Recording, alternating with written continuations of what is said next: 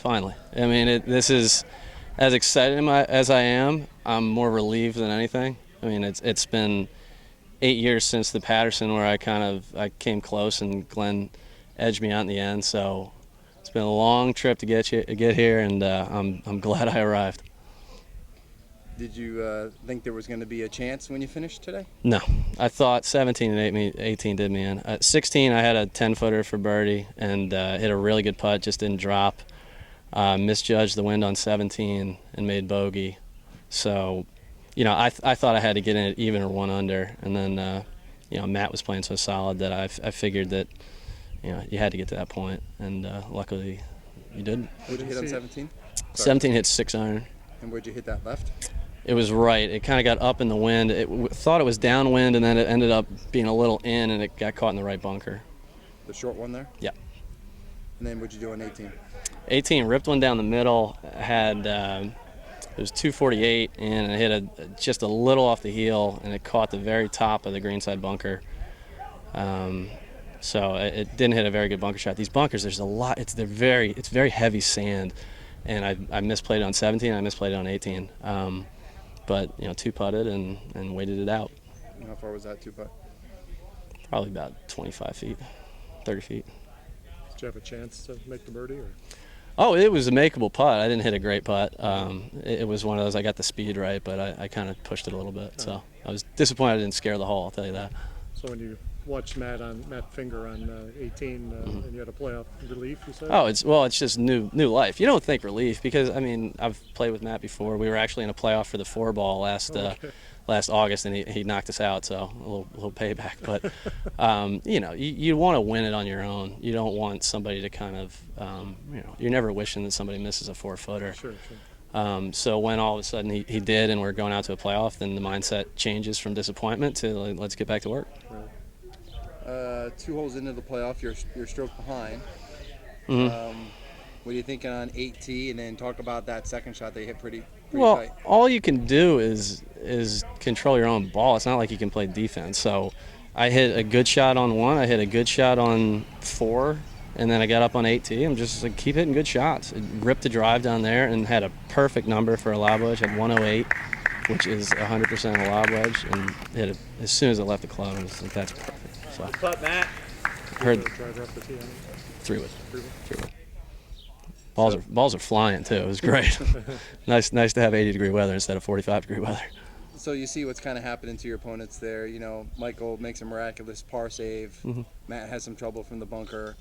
9T, you're ahead now. Change your mindset? No, all day. All I was saying before every shot was be decisive and don't be tentative, because yesterday in the first 9, it was just tentative strokes, kind of trying to steer it with my iron, steer it with the driver. And I got up on 2, which was my 11th hole, and had a 5-footer for birdie, and I just waved at it. I'm like, what are you doing being tentative? You're 3 over par. You're not even in the tournament. Like, start being decisive. And that's exactly from that point forward. I mean, before every single shot, I was just like, be decisive. And that's exactly what I did before the 1-footer, before the tee shot on the last hole, before the second shot. But just be decisive. And what'd you have for your second shot in? I had a little knockdown pitching wedge. I had 138, played it about 140, and I thought both Mike and I were way closer than it turned out to be. So 2 putting for the win, is that difficult? Or? I just kept saying, don't make a tentative stroke. Don't lag it. Just hit a good stroke. Don't baby it or anything. Because what I've been doing the last week is every 3-putt I have is I kind of baby the first putt and I leave myself this little tester. I mean, knock it by the hole 4 feet and make the putt coming back. I mean, don't. If you're going to go out making a good stroke. What does this mean to you to win one of these? I mean, Philly's my home. This is where I live outside of New York, but this is the most important. These are the most important tournaments of the year to me. I got a great group of friends down here, and obviously everybody who runs the association. It's great to see everybody. There's a reason that I'm playing here and not the Met. I mean, you have to choose in my position right now, and this is the most important, series of events that I have. It means everything. You look at all the guys who have won over the last couple of years. Obviously, you go all the way back, and they're a bunch of great players, but a bunch of friends like Osberg and McDermott and Johnny Brennan, and it's great to join their little club. You said 8 years ago with the the Patterson Cup and all. What does that enter your mind every time you come to a GAP event, or is it just something No. I mean, every time I come here, I've got good feelings because in the Patterson Cup that year, I shot 67 here. This place just sets up really well for me for whatever reason. It's a course you can just get dropped on and have never played it and figure out exactly where to go, which I love. So it was great. Yeah. Good to be back. Now, when we talked 2 years ago, you said you don't really play as much as you'd like. What's it like now? Well, I mean, I'm now in a job where I have a little more flexibility, but I mean that's part of being a mid-am, and you just have to become really efficient with your time and with whether it's practice, and you learn how to prep. Every year you kind of pick up something new, and whether that's tournament play and how you approach it, or whether it's how you practice. So it's really been a process of the now 8 years. Oh God, 8 years out of college that I've kind of learned a little every year on how to maximize and peak for a tournament. What's your occupation now? I'm at Morgan Stanley. I'm in wealth management. And that's in New York City? So I split time between Pennsylvania and New York City. My partner's in Manhattan, and I live in Jersey City. Okay.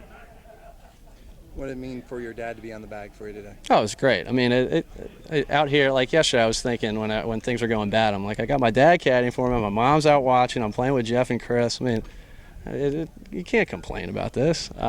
He's built me from the ground up. He's the only teacher I've ever had.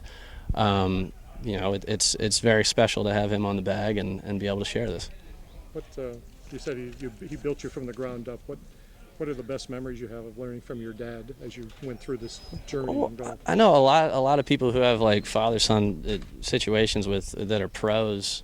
They can't really take a lesson. We've always just had a very good rapport. We spent countless hours on that teaching tee at Saucon hitting balls and grooving that swing. And I was probably a year and a half old. I still have a cut down putter that's about the size of my forearm. That's a little ping my echo. But yeah, it's very special, and a lot of credit belongs to him just for where I am right now. Has he caddied for you much, or ride the cart with you much? From time to time. When he can take a cart now, we'll throw him on the back. But he loves being a part of it, and I love having him out here. I love having my mom out here. She loves walking around and watching, so it was really good. Right. Have you made it to 30 yet? Oh, I did. It was last November. Congratulations. It's all downhill, I heard. No. Don't say that. Oh. For those of us who are double that age, don't say that. So you wear pants when you play all the time? All the time. You have old school kind of shoes, not the new, modern kind of. I mean, I think I look great. Is there an inference here? Hang on, let me go. And then, when you're out there and you can kind of tell when you get in the zone, you're really kind of walking in your own land. You're not really talking to guys. You're kind of playing your own golf. A little kind of old school stuff. You consider yourself like an old school kind of golfer? A little traditionist. Well, I think it's kind of like how you were raised and raised in the game and who you came up around, and you kind of model yourself after people, just in terms of how to act on the course. And there's a right way to do things, and I mean it doesn't. People who come out and wear whatever, I mean it's just a matter of how you act. I wouldn't call myself. I respect the tradition. I wouldn't say that I'm going to come out here in +4s anytime soon. But is that something else you learned from your dad, though? The emotional part of absolutely. It? Yeah, you want to stay level-headed at all times. It doesn't pay to get too up or too down. You just got to stay in the zone, stay focused, and always, whether you hit a great shot or you hit a terrible shot, get up in front of the next one and reset. What's your schedule looking like for this year? So I've got Marion, now I've got the Ridge, the Anderson at Winged Foot in a couple of weeks, and then I've got to figure out what I can kind of plug in toward the back end of the schedule. Obviously the Patterson, and then the Mid-Am qualifier. But, as much as work allows, we'll see.